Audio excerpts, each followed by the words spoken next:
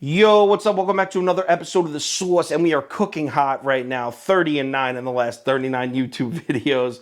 Damn, and especially in the NFL. We've been crushing the NFL, and I don't plan on slowing down at all.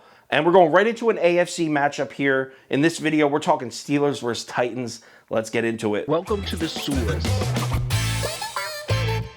The Sauce. The Sauce.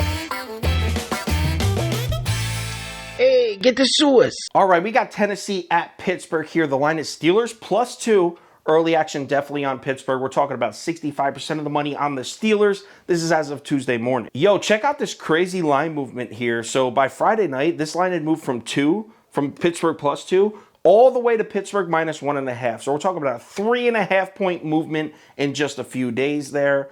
And here comes the Tennessee Titans money.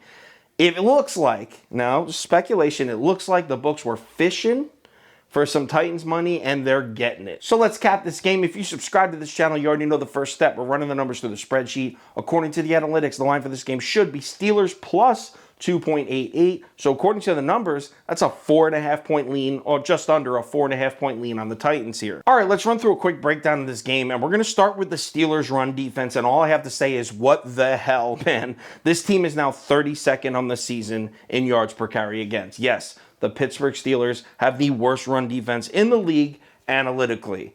What? I mean, this is a team that prides itself on its defense. What is going on in Pittsburgh there? If you don't believe me, ask Dalvin Cook last week. He had himself a day on the Steelers. Now, while we're talking run defense, let's mention the Tennessee Titans. How do you think the Titans are against the run? You probably think they suck, right? I mean, the Titans have had a shitty defense for several years now. You'd be dead wrong, because the Titans have shut the run down. In the past 3 weeks, they're allowing just 65 rushing yards per game and allowing just 2.8 yards per carry. So this Titans team that has had a bad defense for a half a decade now, all of a sudden has an elite run defense. All right, so right off the bat, we've established that the Steelers are going to have trouble running the ball against this Titans defense, a red-hot Titans defense against the run. So that means there's going to be a ton of pressure on Ben Roethlisberger and those Steelers receivers to make plays through the air here. And then right there, you might be thinking, well, we got to be leaning Tennessee, right? Because Ben Roethlisberger is old and he sucks. But yo, the thing is, when it comes to Ben Roethlisberger, we're at the point where Ben Roethlisberger has now become underrated. He's looked at as an old, fat, washed-up quarterback. And believe me, I've said that before. So I'm not like criticizing you if you've said that about Ben Roethlisberger. We all have. It's funny. But the thing is, he's actually having a decent year. The Steelers' passing offense is actually in the top half of the NFL analytically in almost every single passing category. So Roethlisberger, Claypool, Deontay Johnson, Freiermuth, those guys, that's actually a top half, possibly a top 10 NFL passing attack there. Oh, and by the way, the Tennessee Titans, yeah, we just got done talking about how they're good as hell against the run. Against the pass, they have not been good at all. Check this out. In the past 3 weeks, they're 22nd in the NFL in yards per attempt allowed. Now, you might be thinking, 22nd, that's not that bad. That's in the past 3 weeks. 2 of those 3 weeks were against Houston and Jacksonville.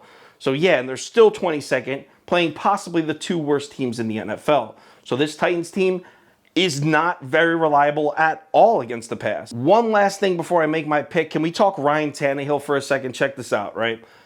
Are we allowed to say Ryan Tannehill sucks? I'm a Tannehill guy. I've liked him.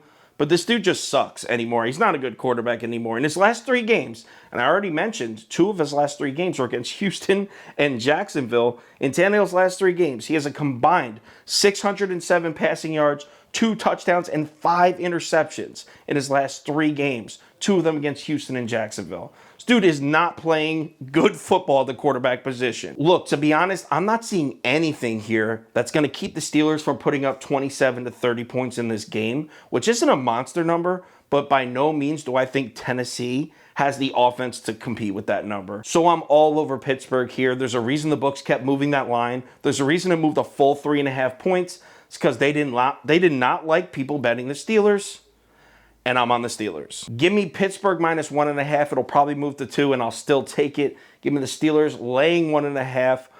Definitely going on the final ticket. Final ticket posted on KyleKirms.com, 11 o'clock a.m. Eastern time. It'll have my bet of the day, top 7 bets, 2 parlays of the day, along with every single pick for every single game against the spread and the total posted right on KyleKirms.com. Also, if there's any crazy last-minute changes, injury updates, money shift, line movement, anything like that, I will definitely put it on my Twitter, Instagram story, and Facebook. So make sure you check one of those 3 platforms before you place your bet. Another NFL Sunday is upon us, and yeah, we're missing some games. We got some Saturday games, Monday games, Tuesday games. It's a little thin, but it's still NFL Sunday, and we've been eating in the NFL. Let's continue to do so. I'll talk to you on Twitter.